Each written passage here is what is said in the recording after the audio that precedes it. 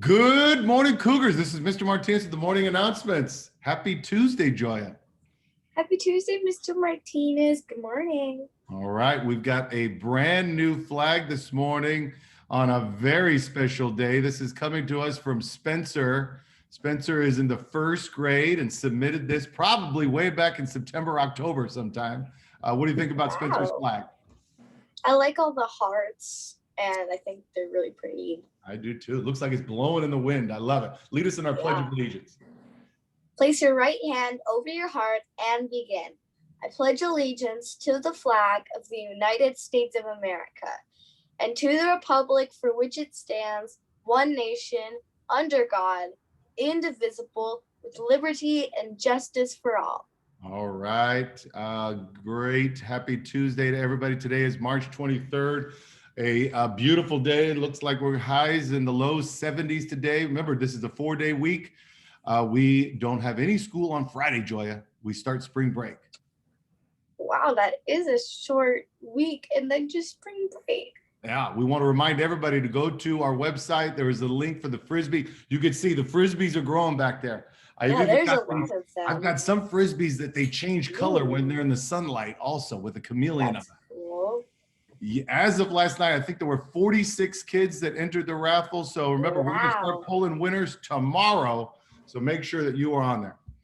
Joya, today's a special day because we have a special guest. Ooh. We have a 1946 graduate of Carpenter, Mr. Larry Kaufman, who's in the waiting room. And actually, I'm going to put on. Wow. That's cool. Let me look a little bit more formal for this. All right. Okay. Do I look like I'm ready now? Yes. I'm sure his principal wore a jacket way back in the 1940s. Let's bring him in. This is Mr. Kaufman.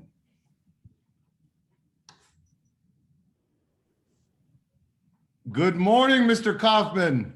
And good morning to you, Principal Martinez. And Mr. Kaufman, this is our student body president, Joya. Joya, this is Mr. Kaufman, 1946 graduate. Good morning. And good morning to you, Joya. It's a pleasure meeting you. A pleasure to meet you too. Mr. Kaufman, I believe that things happen for a reason, right? Most things happen for a reason. And about a week ago, I received a letter from you saying that you would be in the Los Angeles area. You haven't been through Los Angeles in a while, and you wanted to visit your elementary school. Since that time, you and I have had a couple conversations. I actually sent your letter out to the entire school community, and we are so thrilled that you wanted to come back and visit your elementary school and spend some time with us this morning. So thank you. Well, believe me when I say I'm thrilled to be here. Awesome. Well, we've got some questions for you. Joya met with her officers for our student council, and they put together some questions. Joya, let's hear some of those. Yes. What was your favorite subject in Carpenter Grammar School, and who was your principal? Well, that's a good question to start off with. The favorite subject, we didn't really have subjects. We studied different things, starting out with arithmetic, handwriting. I don't even know if you still study handwriting or not. We actually do. Yes, we do. Yeah. Do you? Yeah. But I always liked art and reading. I was a voracious reader. And so I'd say that art and reading were my favorite subjects. As the principal, I racked my brain, and I unlike Mr. Martinez, who is such a memorable person, in my day, you didn't meet the principal unless you'd done something wrong. And then the teacher would say, go down and see the principal. Well, if you didn't follow the rules, that's what happened to you. But if you were a good student, you never got to meet the principal. So I don't even remember meeting her. You must have been a great student then, Mr. Kaufman. Wow. Yeah, I guess that's a good thing. Another question is, was school different before the war versus after the war? Oh, that's a toughie. I could try to paint a word picture for you, but you really need a lot of imagination to understand the difference. In some ways, the effect of the war on the school is very similar to what you're going through today with the pandemic. There used to be a thing called a normal school day, a normal school year. And then suddenly everything was disrupted. At first, the, the things that happened were mainly at home. We'd have air raid warnings at night, the sirens would sound. You had to turn off all the lights because we were afraid we might be bombed during the night. Never happened, but then you'd look outside and you'd see the searchlights and they'd be looking for the enemy planes. There were never any enemy planes. But school was pretty much the same the first year or two of the war. And then people moved to Southern California because there were a lot of jobs building airplanes and tanks and ships. And so people came from the Midwest and the South. Well, they brought their families. What did that mean? Well, it meant that the schools suddenly had to find room for all of these young people coming to Southern California. So gradually, the classes got bigger and bigger, and then finally they couldn't take anymore. So they put portables out in the backyard. We had portable buildings of all kinds. And then I think what they did was they had to ask retired teachers to come out of retirement to come back and handle all of these students. And then we had what was called a split session. I don't know if you've ever run into that, but what they did was they said, okay, you were in the morning session or the afternoon session. So you'd go to Carpenter either from about 7:30 in the morning till about noon, and then you'd go home. And then the other half of the school would come in around 12:30 and stay there until about 4:30. And that was a split session. That's actually interesting because I think when we go back to school in April, we're doing a split session. Just about everything that you're describing, Mr. Kaufman, we are going to be doing in the next couple of weeks. We're going to have portables on the playground for some kind of tent classrooms, if you will. We're going to have 2 sessions. We obviously have these guidelines where you can have only a limited number of people inside buildings. So very similar to some of the situations that you're talking about there. Wow. Joya, what else you got? So how many students were in the school when you attended? Like if you remember approximately. Oh, another tough question. Come on, Joya, give me a break here. Sorry. I've 1, 2, 3, 4, 5, 6, 7. The only way I could come up with a number is to say that when I started there, all the classes were in the main building. And because it was a K through 6 school, we had 7 classes. And if there were 30 students in each classroom, that would mean that we had about no more than 210 students at Carpenter. Yeah, that was at the start. But as I said, by the end of the war, by the time and this continued long after the war, there were just too many students and too few schools. The school had increased probably double. There was probably 450 to 500 students by the time I graduated. Well, and you know, Mr. Kaufman, at our peak, we had about 1,015-ish kids a couple of years ago on the same footprint of campus. Obviously, we have more bungalows and classrooms, and there's a 2-story building that didn't exist when you were a student there. But just think the same footprint with over 1,000 students coming into it every day. I don't know what it is to boggle one's mind, but my mind is boggled. I can't imagine 1,000 students at Carpenter, but you have an honest face and I believe you. Thank you, sir. All right, Joy, what else you got? Do you have such a thing as enrichment classes?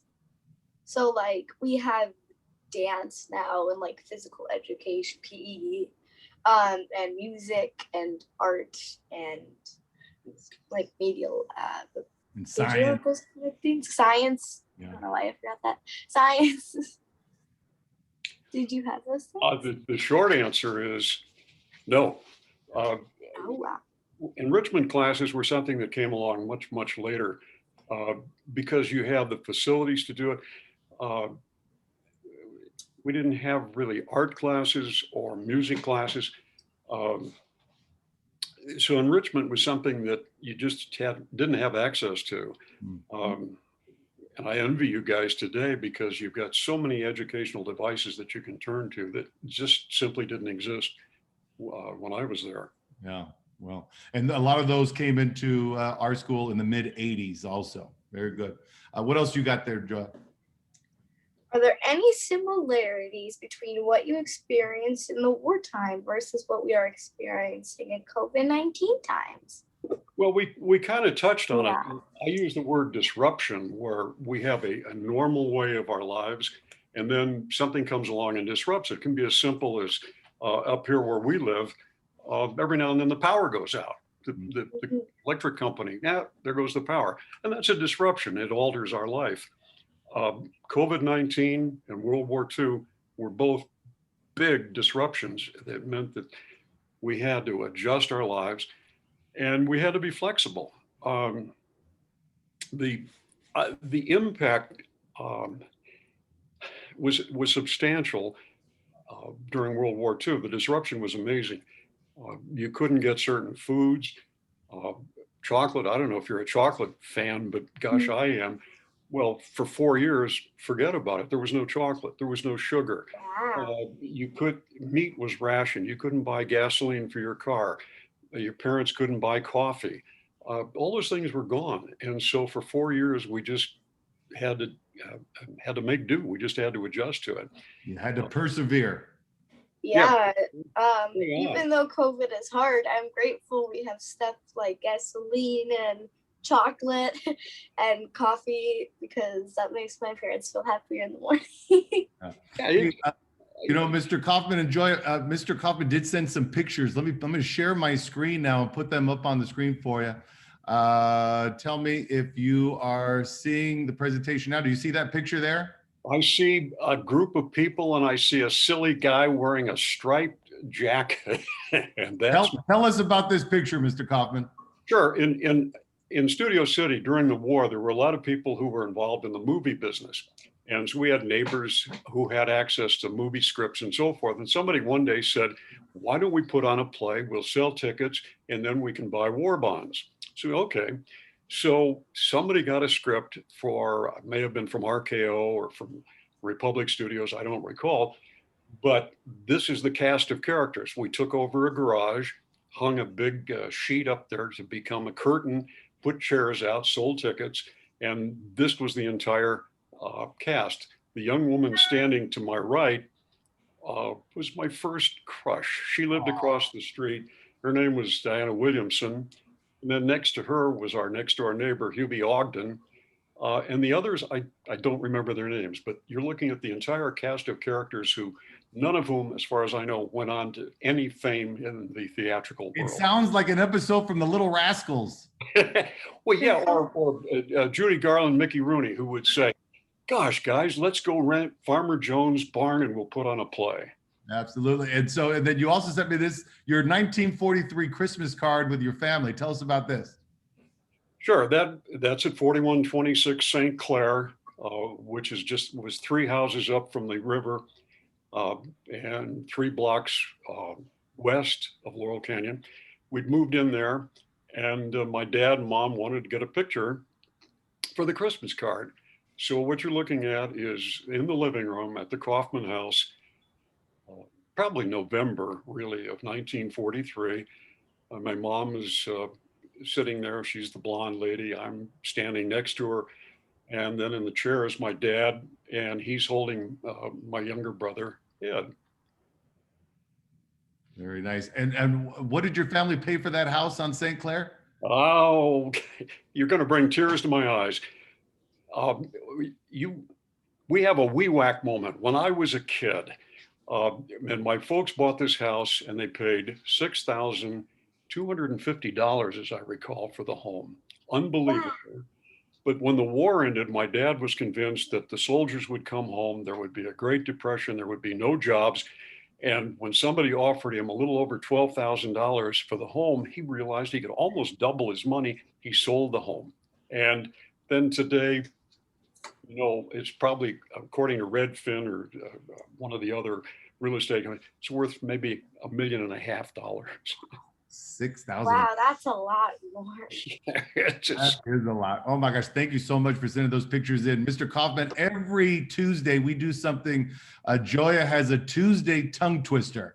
Joya, do you have one this morning for Mr. Kaufman? Mm-hmm. Okay, so she's going to show you this tongue twister, and then we want you to say it 5 times as fast as you can. All right, Joy, let's introduce that. Okay, so it's just Carpenter Cougars and 5 times fast. Say Carpenter 5 times fast. Carpenter Cougars. Carpenter Cougars, Carpenter That's Cougars, our mascot. Carpenter Cougars, Carpenter Cougars, Carpenter Cougars, Carpenter Cougars, Carpenter Cougars, Carpenter Cougars. I hope I did it. Mr. Kaufman, probably in 1946, when you culminated, there was no mascot. Do you ever That's correct. Absolutely correct. We didn't have a cougar or anything else as a mascot. Wow. Wow. Can I try doing the tongue twister? Say it again. Can I do the tongue twister? Yeah, let's hear it, Joy. On marks, get set, go. Carpenter Cougars, Carpenter Cougars, Carpenter Cougars, Carpenter Cougars, Carpenter Cougars. Awesome. Thank you so much. Guys, it's time for our words. Mr. Kaufman, at the end of every morning announcements, we do the words of wisdom. And traditionally, I always start them off. I'm going to give you that honor today. Thank you so much for joining us. And now, boys and girls, here's Mr. Kaufman with the words of wisdom. There are a lot of thieves in the world. They'll take anything of value, your money or your video games. They'll even take the jacket off your back, but there are some things that cannot be stolen. So listen to this message from an ancient writer and priest from India. Knowledge is a jewel. To have knowledge is to have great riches. It cannot be destroyed by others. It cannot be stolen by thieves. You cannot lose knowledge by giving it away. Today, take a moment to be grateful for all the knowledge that you're gaining here at Carpenter. Remember, it's making you a richer person. With something to think about, this is Mr. Martinez. And Joya. And Larry Kaufman. Make it a great day. Or not. The choice is yours. That's right. Mr. Kaufman, it has been our honor to have you on here this morning. I look forward Thank you so much for coming. Yes. I look forward to meeting you and your lovely wife, Jan, next week when you're coming through Studio City. We're going to take a tour. We're going to go anywhere you want on that campus. I promise you. I'm looking forward to it, seriously, very much. And I want to tell you how much I enjoyed this moment this morning. Thank you for the invitation. And before I go very quickly, I want to say hello to a kindergartner at your school, Oliver Floyd, whose grandmother called me last night, and she lives around the corner, and I didn't know that. So hello, Oliver Floyd. I hope you're watching. Awesome. Have a great day at school, everybody, and we'll see you tomorrow for the morning announcements. Remember, enter the Frisbee raffle. We're giving away Frisbees. They're right behind me. Starting tomorrow, we're giving those away. Have a great day, everybody. Bye. Bye. Bye.